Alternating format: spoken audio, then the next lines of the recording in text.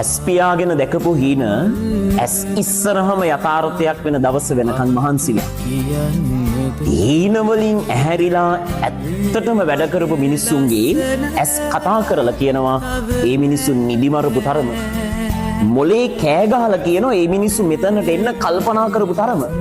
ළමයි බලගේ හීනවල ආසාවන් වල බර කොච්චරක්ද ඒ ගානටම බලගේ මහන්සියේ බරත් වැඩි.